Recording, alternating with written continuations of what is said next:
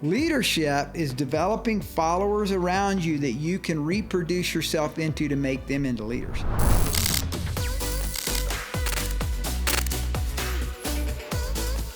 Today I want to talk about leadership principles from Jesus. You know, it's funny, there's actually a number of books out on leadership principles about Jesus. I remember there was a book years ago called Jesus CEO, and it was written by a woman. I don't even know if she's a Christian or not, but it was excellent. It was excellent on the leadership principles of Jesus. And what's funny about this is I've been in ministry a long time, but I don't think I've ever heard anybody speak on something like leadership principles of Jesus. I've heard people say Jesus was a great leader, greatest leader of all time, in my opinion. Jesus led well, and there are some aspects of discipleship involved with the life and the ministry of Jesus. But I'm going to call this leadership principles of Jesus.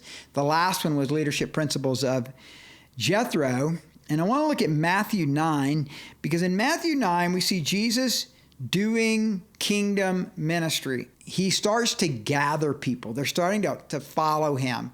And it's amazing that right at the very beginning, now Matthew 4 is the very beginning of his ministry. Matthew 9 is sort of a summation of how he did ministry. But in both cases, he's starting to recruit and develop a team around him.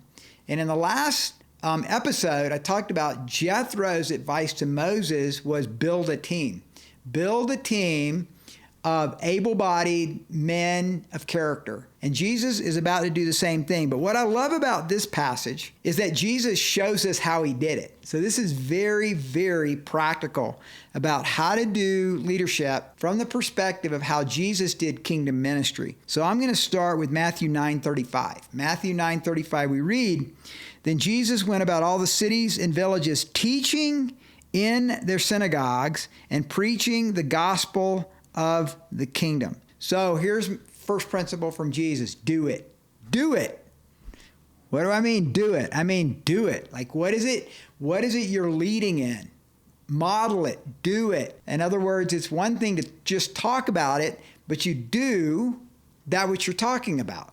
So Jesus is doing it. He's preaching, and these guys are following him and hanging out with him. And so the first thing we see is Jesus doing it, teaching in their synagogues, preaching the gospel of the kingdom. And then it says, and healing every sickness and every disease among the people. Number 2, see it.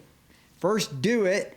Number 2, make sure everybody sees it. So again, we're not just talking about somebody from a pulpit or someone behind a podium talking about something. Jesus was actually doing it. He wasn't asking them to do something yet that he wasn't modeling first.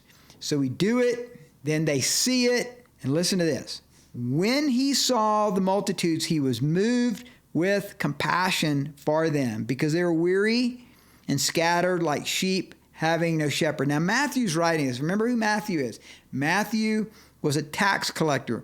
Matthew was an accountant. Matthew went after his own people, the Jews, and extorted money out of them for the Romans. This guy is pretty smart. He's also pretty savvy. Anybody who has a job like that must be able to take some hits from people who don't like you. Probably didn't have too many friends. So he says in his writing of the ministry of Jesus that Jesus was moved with compassion. So feel it. First, do it. Second, see it. Number 3, feel it. I'm wondering if the reason that Matthew says it this way is because he was moved with compassion. He felt what Jesus felt in his life. And so one of the key leadership principles of all time is that we feel what Jesus felt. We see as Jesus sees. We do as Jesus did. And so Jesus is modeling all of this. He hasn't called the disciples to do anything at this point. This is from Matthew 4 to Matthew 10 in the book of Matthew. They're just watching. They're watching. They're seeing Jesus do it. They're seeing what he does. They feel what he feels. And then look what he says next. He says, they're weary like sheep without a shepherd. And then he said to his disciples, the harvest truly is plentiful, but the laborers are few. Verse 38, therefore pray the Lord of the harvest to send out laborers into his harvest. So Jesus does it, he sees it, he feels it, and now fourthly, he prays it. And so he's telling them, look, it's not good enough just to do it, just to see it, or just to feel it, but now I want you to pray it. I want you to take these needs and all that's happening in our world that we're living in, and I want you to pray for more leaders. I want you to pray for more workers in the harvest. Well, Jesus doesn't stop there. Now, this is where this passage gets super interesting, because we see now a bridge into chapter 10 about where Jesus is really going with this thing. So he's doing it. He's allowing them to see it. They maybe are even feeling it as he does. He's challenging them to pray it. And then fifthly, look what he does next. And when he had called his 12 disciples to him, he gave them power over unclean spirits to cast them out and to heal all kinds of sickness and all kinds of disease.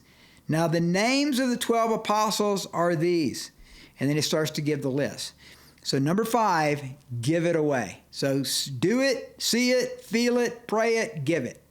Give it away. This is where the real test, the real struggle of the test of a leader is can we start giving away the ministry? And so as we talked about in the first episode with Jethro, he challenged Moses, look, you're going to wear yourself out. Well, Jesus is the same way. Jesus is going to wear himself out if he's the only one doing it. Jethro is saying to Moses, look, what you've been doing by yourself is not right. The right way now is to build a team of trusted followers and trusted leaders that can grow into this area. Same thing with Jesus. Jesus is looking around and he's noticing the key men around him. Holy Spirit has spoken to him. This is who they are. Now, are you willing to give it away? Are you willing to give it away? So then, if you look at the passage, it starts to name the 12 apostles. There's Simon, who's called Peter, Andrew, his brother, James, the son of Zebedee, John, his brother, Philip and Bartholomew, Thomas and Matthew, the tax collector. He's the one writing this gospel account. James, the son of Alphaeus, Lebbaeus, whose surname was Thaddeus, Simon the Canaanite, and Judas Iscariot, who betrayed him. So look at next, verse 5. These 12 Jesus sent out and commanded them, saying, do not go into the way of the Gentiles, do not enter a city of the Samaritans, but go rather to the lost sheep of the house of Israel. And as you go, preach, saying, the kingdom of heaven is at hand. Now look what he tells them to do. Heal the sick, cleanse the lepers, raise the dead, cast out demons. Freely you have received, freely give. So in other words, what Jesus is commanding his leaders to do is do what he's been doing. So by the fact that he's modeled it, he's now handing it. He's now giving it away to them. And so men and women, whatever your job is, if you're working in a company somewhere, if you are working in a church somewhere, if you're working as a mom or a dad in a family, you're modeling something and it's going to get replicated. If you're an angry person, you're going to replicate anger. If you're a person who lies a lot, guess what? You're going to start having people around you who lie a lot. You're going to reap what you sow. And so Jesus is reaping now what he's been sowing for, we don't know how long, maybe a year or two before he actually gave away his power and authority to the disciples to go out and do what he was doing. And so leadership is doing it, it's modeling it, it's feeling it, it's praying about it, and then looking around. Starting to look around like, who's following me? Because someone once said that any leader who thinks he's leading and nobody's following is taking a hike. Leadership is developing followers around you that you can reproduce yourself into to make them into leaders. I think leadership's as simple as who comes early and who stays late. So who in your ministry or in your life likes what you do? They're pumped about what you're doing. That's your next level of leaders. Not people who say that they are, but those people who actually show up. So when we built a men's ministry here, it's called Wholehearted Men. It's under the rubric of worshiper warrior men here at the road. First, it was just a group of about 5 guys. And then it became 10 guys, and then 15 guys, and then it was 150 guys, and then it was 200, 250, 300, and I think we're around 425 right now on Tuesday mornings. But the cadre, so we call our leadership team, all came out of those early days.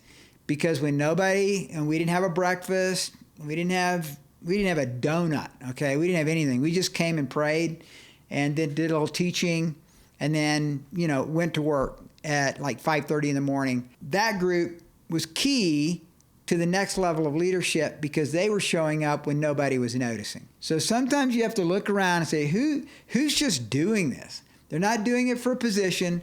They're not doing it to be noticed by anybody. They're doing it because they love that. They love seeing people get healed. They love prayer. They love sharing their faith. They love leading worship. Whatever it is, there's something in them and they do it. And if you see it as sacrificial, that's your next level of leadership. Not their education, not how skilled they are, but rather look at their heart. God doesn't look at the outward in a man. He looks at the inward in a man. And so when we're looking at men and women, we need to be asking the question, is their heart right? Because if their heart's right and they're passionate for the kingdom and to grow, sky's the limit. Nothing can hold back somebody like that. The only limitation is what they have in their own head and in their own heart about their limitations. But you, as a leader who's raising them up, don't put limitations. Don't put limitations on them. Just love them. And then give them the assignment. Give them the guidance that they need. And they follow through and they're successful, and then give them more. He who is faithful with a little will be given more. This is an exciting adventure to lead people. It's an exciting adventure, especially to take young people, like I have right now in this room behind these cameras here, who are passionate about the Lord, but they have a passion area. And in this case, it's those that have a passion for videography. They have a passion for making movies. They have a passion for developing a storyline through testimonies and things like that, and EmpwoerU. I mean, I don't know anything about that, but I do know their heart. So that's how we grow. So hopefully that's helpful to you. Episode 1 was the leadership principles of Jethro. This was leadership principles of Jesus. And so stay tuned for the next episode. God bless you.